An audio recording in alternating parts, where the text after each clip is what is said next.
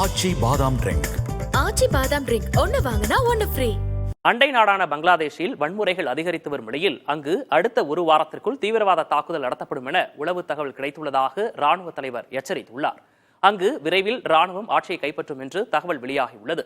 அங்குள்ள சூழலை விவரிக்கிறார் செய்தியாளர் பாலவெற்றிவேல்.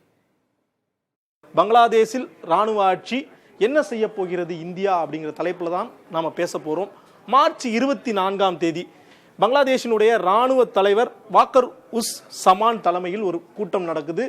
லெப்டினன்ட் ஜெனரல்ஸ், மேஜர்ஸ் எல்லாருமே கலந்து கொள்றாங்க. டாக்கால நடக்கக்கூடிய இந்த கூட்டம் முடிந்த பிறகு ராணுவ தலைவர் ஒரு முக்கியமான அறிவிப்பை வெளியிடுறார். பங்களாதேஷில் பயங்கரவாத தாக்குதலுக்கான அபாயம் இருப்பதாக தெரிவிக்கிறார். மேலும் ஒரு வாரத்திற்குள் பங்களாதேஷில் உள்ள முக்கிய நகரங்கள், இலக்குகளை குறிவைத்து தீவிரவாத தாக்குதல் நடத்தப்படலாம்னு உளவுத்துறையிலிருந்து ரிப்போர்ட் கிடைச்சிருக்கிறதாவும் கூறியிருக்கிறார். இதற்கான காரணம் என்ன? இப்போ பங்களாதேஷில் ஆட்சி செய்கிறது இடைக்கால அதிபராக இருக்கக்கூடியது முகமது யூனஸ், பொருளாதாரத்திற்கான நோபல் பரிசு பெற்றவர். அந்த காரணத்தினால்தான் அவர் பதவி ஏற்கிறார் ஆகஸ்ட் 5ஆம் தேதி. இவர் மீது இருக்கக்கூடிய அதிருப்தி கடந்த 7 மாதங்களாக விலைவாசி உயர்வு முக்கிய பிரச்சனை. பால், அரிசியில் தொடங்கி பெட்ரோல், டீசல் வரை அனைத்தினுடைய விலைவாசியும் அதிகமாக இருக்கிறது. இலங்கை எந்த ஒரு நிலையில் இருந்ததோ அந்த நிலைமைக்கு பங்களாதேஷ் தள்ளப்பட்டிருக்கிறது. தொழிலாளர்களுடைய போராட்டம். பங்களாதேஷில் ஜவுளி உற்பத்தி அதிகமாக இருக்கும். கடந்த ஒரு மாதத்தில் மட்டும் 15 தொழிற்சாலைகள் மூடப்பட்டிருக்கிறது. தொழிலாளர்களுடைய போராட்டம் காரணமாக கட்டுப்படுத்த முடியாத அளவிற்கு வன்முறை பெருகி இருக்கிறது. இதற்கு அடுத்ததாக பங்களாதேஷிற்கு நீண்ட கால நண்பராக இருந்த இந்திய எதிர்ப்பு இருந்தாலே பாகிஸ்தானுடன் நெருக்கமாக இருக்கிறது என்று அர்த்தம். இந்திய எதிர்ப்புக்கு காரணம் ஹசீனா இந்தியாவிற்கு தப்பி வந்தது. இந்தியாவிடம் அவர்கள் தொடர்ச்சியாக திரும்ப ஒப்படைக்குமாறு கேட்டுக்கொள்கிறார்கள்.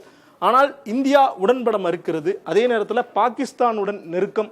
கடந்த ஒரு மாதத்திற்கு முன்பு பங்களாதேஷினுடைய அதிபரும் பாகிஸ்தானினுடைய பிரதமரும் கெய்ரோல சந்திக்கிறாங்க. அந்த முக்கியமான கூட்டத்தில் அவர்களிடம் ஒரு ஒப்பந்தம் மேற்கொள்ளப்படுது.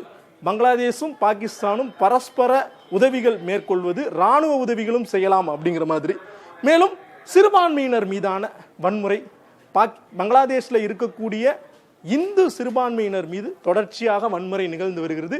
இதன் காரணமாக பங்களாதேஷில் இருக்கக்கூடிய இஸ்லாமிய மக்கள் கூட அதை விரும்பவில்லை. இதெல்லாமே ஒரு அதிருப்தியாக இருக்கிறது. இந்த அதிருப்தியின் காரணமாக இராணுவ ஆட்சி பங்களாதேஷில் வரும் பட்சத்தில் என்ன செய்ய போகிறது இந்தியா? ஏன்னா இந்தியாவினுடைய வலது கை, அந்த கையினுடைய மொத்த நிலப்பரப்பையும் ஏந்தும் பகுதியாக பங்களாதேஷ் இருக்கிறது. பங்களாதேஷில் இராணுவ ஆட்சி வருது அப்படின்னா அதற்கு முன்பே மியான்மரில் இராணுவ ஆட்சி தான் அமலில் இருக்கிறது. நேபாளம், இலங்கை, மாலத்தீவு உள்ளிட்ட நாடுகள் ஏற்கனவே சீனா ஆதரவு நிலைப்பாட்டோடு இருக்கிறது. பாகிஸ்தானை பற்றி நம்ம சொல்லவே வேண்டாம். ஆப்கானிஸ்தானை எடுத்துக்கொண்டால் தாலிபான்களுடைய கட்டுப்பாட்டில் இருக்கு. அப்போ சவுத் ஏஷியன் கண்ட்ரி, தெற்காசிய நாடுகளில் பூட்டானை தவிர மற்ற அனைத்து நாடுகளிலையும் ஒரு பதற்றமான அரசியல் சூழல் நிலவுகிறது. இது இந்தியாவினுடைய பாதுகாப்பிற்கு குந்தகம் விளைவிக்கலாம் அப்படின்னு அரசியல் நிபுணர்கள் தெரிவிக்கிறார்கள்.